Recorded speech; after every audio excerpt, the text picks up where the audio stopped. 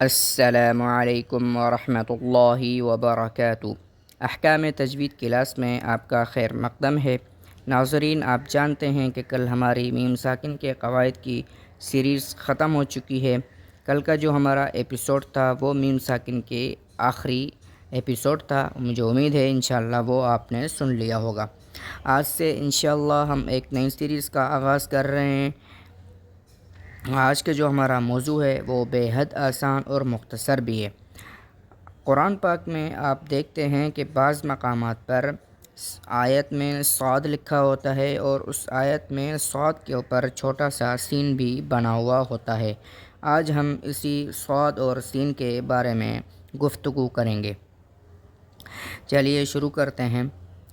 ناظرین، آپ نے دیکھا ہوگا کہ سین اور صاد ایک جگہ پر آ جاتے ہیں، دونوں ایک ساتھ آ جاتے ہیں۔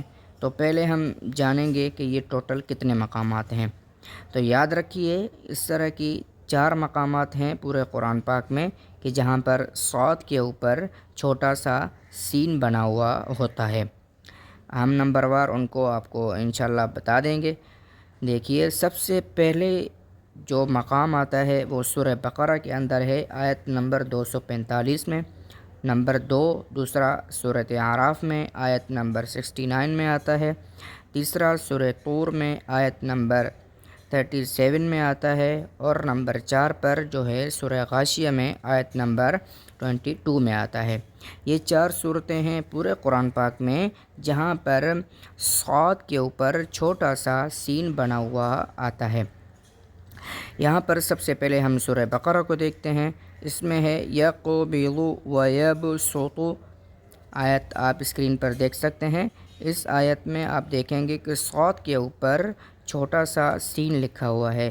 شاید آپ یہ سمجھیں کہ یہ چھوٹا سا سین یوں ہی آ گیا ہے، نہیں جی، بلکہ اس آیت کریمہ میں ہم کو چاہیے کہ ہم اس میں صرف سین ہی کو پڑھیں، صاد کو پڑھنے کی ہمیں اجازت نہیں ہے۔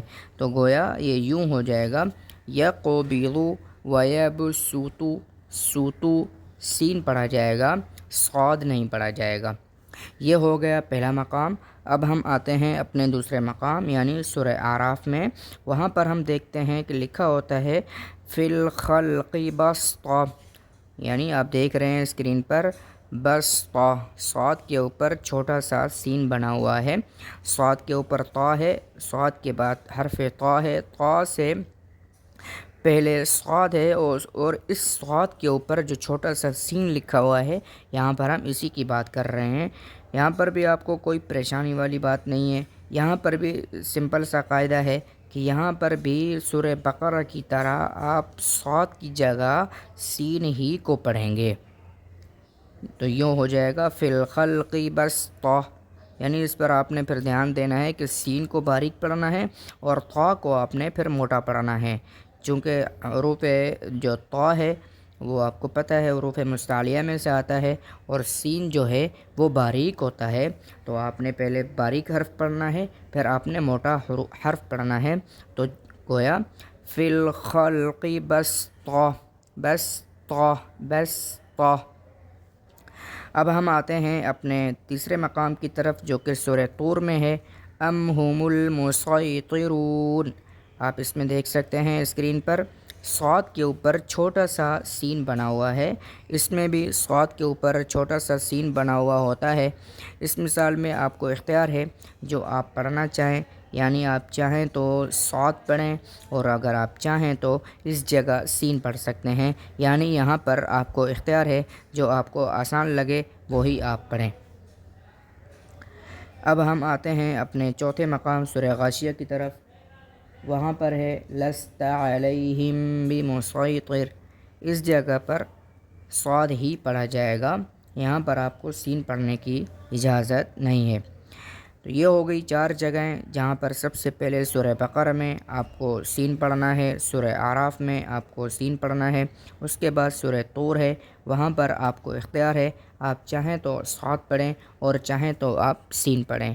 اس کے بعد جو آخری مقام آتا ہے سورہ غاشیہ آیت نمبر 22 میں، وہاں پر آپ کو کوئی اختیار نہیں ہے، وہاں پر آپ صاد ہی کو پڑھیں گے۔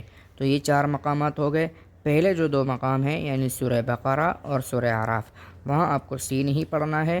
جو تیسرا مقام ہے سورہ طور والا، وہاں پر آپ چاہیں تو صاد پڑھیں اور چاہیں تو آپ سین پڑھیں، اور جو آخری مقام ہے سورۃ غاشیہ والا، وہاں پر آپ کو صاد ہی پڑھنا پڑے گا۔ تو یہ تھا ہمارا آج کا سبق صاد اور سین کے قاعدے کے حوالے سے۔ مجھے امید ہے آج کا یہ سبق آپ کو سمجھ آ گیا ہوگا۔ اگر آپ ہمارے چینل پر نئے ہیں تو چینل کو سبسکرائب کریں، بیل آئیکن کو ضرور پریس کریں اور اس ویڈیو کو لائک کر دیں اور ایک اچھا سا کومنٹ کریں۔ ملتے ہیں اگلی ویڈیو میں، تب تک کے لیے اللہ حافظ۔